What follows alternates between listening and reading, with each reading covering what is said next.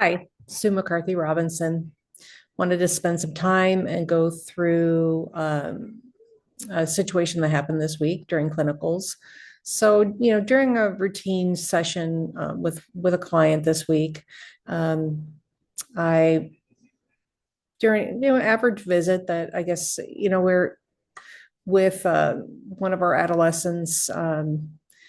She it triggered an emotional response with me.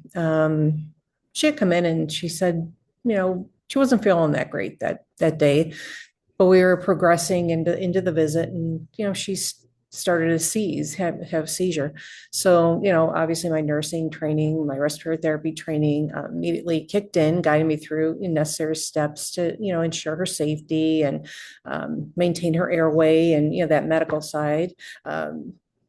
Beneath my professional composure, a wave of emotions just tied into that personal experience that I rarely allowed to surface, during my clinical practice, that I didn't expect would surface.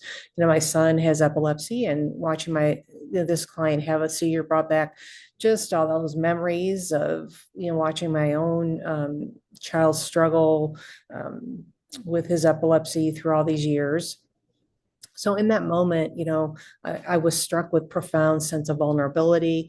And one thing to see my client through this medical challenge, and another seeing these challenges echo the battles fought by someone, that I love dearly. I found myself fighting, maintain a clear boundary between my professional role and my personal life.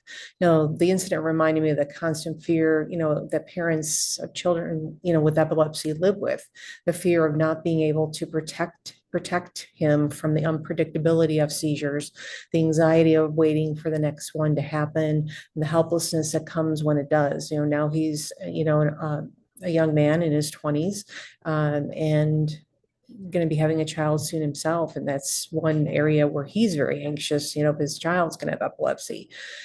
So, reflecting, the reflective practice on this, encourages me to consider how my emotional intelligence impacts my clients. If I don't manage my emotional responses effectively, which I did during this situation, it can influence my clinical decision, patient interactions and overall therapeutic relationship.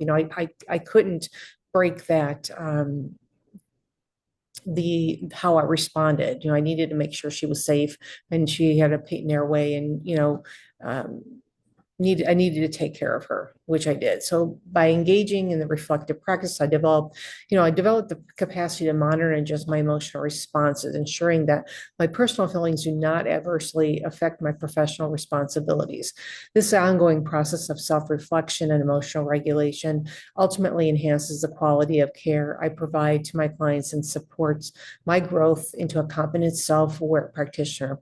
In summary, reflective practice is vital for developing the emotional intelligence I need to navigate the complexities of psychiatric care, fostering both my personal and professional growth. Engaging in reflective practice, it has significantly deepened my understanding, that psych NP role, particularly in how my emotional intelligence directly impacts the provider-patient relationship, my approach to psychopathology.